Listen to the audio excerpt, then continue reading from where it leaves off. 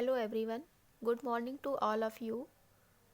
आज हम लेकर के आए हैं एक नया टॉपिक, नर्वस सिस्टम, तंत्रिका कोशिका। तो तंत्रिका कोशिका, आइए देखते हैं हम बेसिक स्ट्रक्चर, इसका बेसिक संरचना देखते हैं। जैसा कि आप सभी जानते हैं कि हमारा शरीर कोशिकाओं से मिलकर बना हुआ है, ठीक है।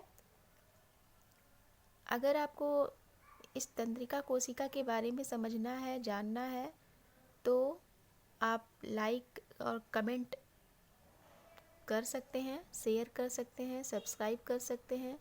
और अगर आप हमसे पढ़ना चाहते हैं तो गुरु मानते हैं, अगर आप गुरु मानते हैं हमें, तो दक्षिणा के रूप में अगर आप देना चाहते हैं तो हमें दक्षिणा के रूप में लाइक और सब्सक्राइब दे सकते हैं। तो चलिए हम फटाफट जानते हैं तंत्रिका कोशिका के बारे में। तो जैसा कि आप देख रहे हैं, ये संरचना तंत्रिका कोशिका की एक संरचना है। इसमें जो सबसे लंबा, अगर हम तंत्रिका कोशिका को माइक्रोस्कोप से देखते हैं तो same as it is structure ऐसे ही देखेंगे। ओके, तो ये जो सबसे लंबा हिस्सा है, ये जो लंबा सबसे लंबा सिरा जो है, ये आपका क्या कहलाता है? एक्सॉन कहलाता है। ये एक्सॉन कहलाता है। ओके,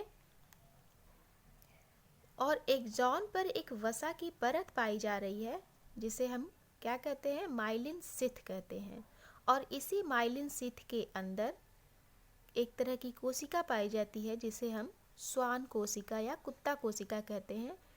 आप जान रहे हैं सभी, श्वान कोशिका इसे कहते हैं। ओके, अच्छा ये बताइए, ऐसे ही कूफर सेल, कूफर कोशिका अक्सर परीक्षाओं में पूछा जाता है। कूफर सेल कहाँ पाया जाता है? तो वो कहाँ पाया जाता है? आपका लीवर में, यकृत में। ओके, आप सभी जानते हैं कि हमारा ब्रेन जो है 24 घंटे काम करता है। अगर हम बर्फ़ छूते हैं तो बर्फ़ छूने से आपको क्या फील होता है?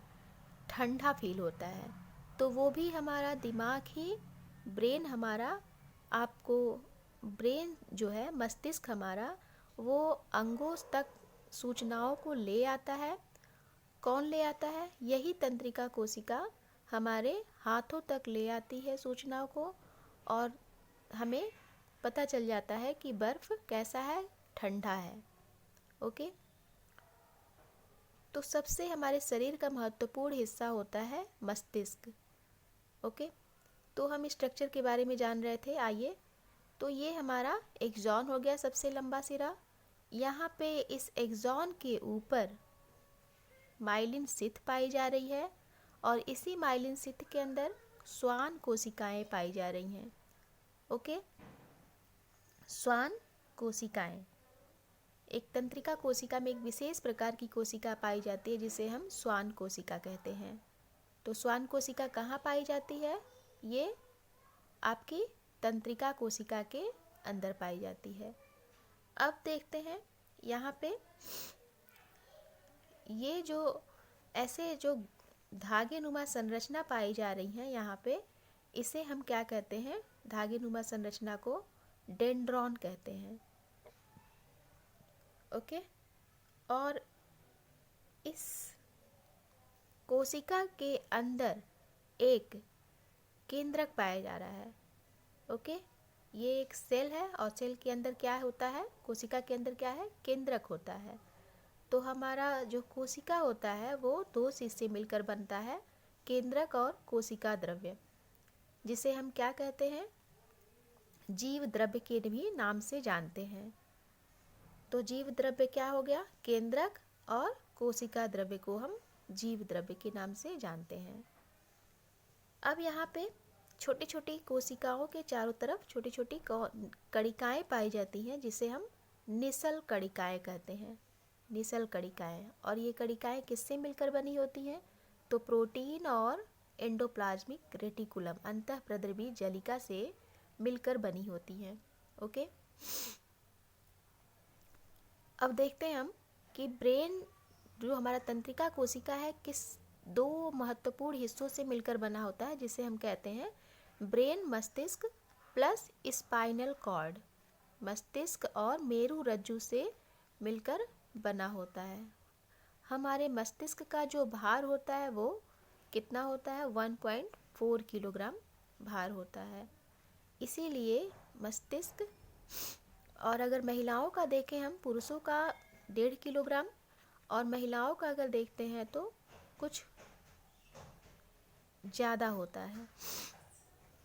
ओके, महिलाओं का वही लगभग 1.6, सॉरी, महिलाओं का हल्का होता है वेट, ब्रेन का वेट महिलाओं का हल्का होता है, लगभग 1.2 किलोग्राम होता है। तो ये हमारा क्या था? तंत्रिका कोशिका की संरचना। तो इस तरह से हमारा जो सेल है किससे मिलकर बना है? केंद्रक और कोशिका द्रव्य से। सेल कोशिका द्रव्य के ही अंदर कोशिकांग पाए जाते हैं। कोशिका द्रव्य के अंदर कोशिकांग पाए जाते हैं, जिसे हम वो जो जैसे गोल्जी बॉडी है, माइटोकॉन्ड्रिया है, ये सभी क्या है? राइबोसोम है, ये हमारे कोशिका अंग हैं। आइए नेक्स्ट देखते हैं।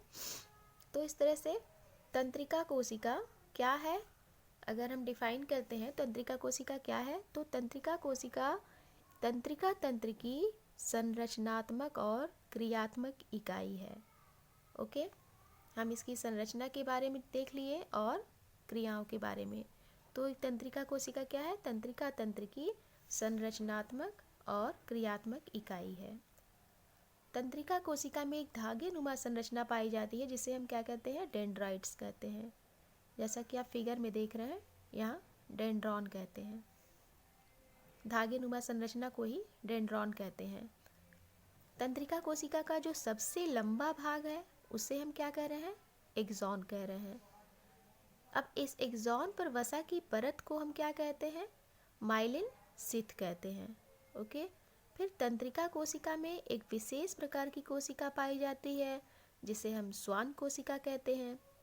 तंत्रिका कोशिका की कोशिका द्रव्य में कणिकाएं पाई जा रही हैं, जिसे हम निसल कणिकाएं कह रहे हैं। और ये निसल कणिकाएं किस चीज़ से मिलकर बनी होती हैं? प्रोटीन और अंतःप्रद्रवी जलिका से मिलकर बनी होती हैं। अब हमारे मस्तिष्क में कुछ रासायनिक पदार्थ जो हैं पाए जाते हैं, जो तंत्रिका कोशिका को सक्रिय करते हैं। वो क्या कहलाते हैं? न्यूरोट्रांसमीटर। न्यूरोट्रांसमीटर क्या है?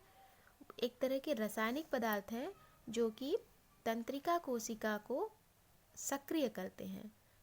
जैसे आप चींटी काटती है आपको, तो वो न्यूरोट्रांसमीटर ही हमारे तंत्रिका कोशिका को सक्रिय करती है कि हाँ, वहाँ पे सिग्नल दे देती है, सूचना पहुँचा देती है कि आपको चींटी काटी है। तभी आपको आभास होता है कि हमें चींटी काटी है, तो वहाँ से आप हाथ हटा लेते हैं। ओके, ऐसे ही जैसे एसिटोकोलिन भी एक तरह का न्यूरोट्रांसमीटर है, जो कि हमारे शरीर में सबसे अधिक मात्रा में पाया जाता है। एसिटोकोलिन क्या है? एक तरह का न्यूरोट्रांसमीटर है, जो कि हमें हमारी तंत्रिका कोशिका को सक्रिय करता है। ओके, हमारे शरीर में एड्रिनल ग्लैंड पाई जाती है, जो कि 2 तरह की होती है, एपिनेफ्रिन और नॉरएपिनेफ्रिन। ये संकटकालीन हार्मोन कहलाती है, जिसे हम आपातकालीन हार्मोन भी कहते हैं, या इमरजेंसी हार्मोन। अक्सर परीक्षाओं में पूछा जाता है इमरजेंसी हार्मोन किसे कहते हैं, तो एपिनेफ्रिन और नॉरएपिनेफ्रिन को। ओके, ये दोनों हार्मोन क्या करते हैं? एक तरह से न्यूरोट्रांसमीटर की तरह कार्य करते हैं। ओके, आइए नेक्स्ट देखते हैं।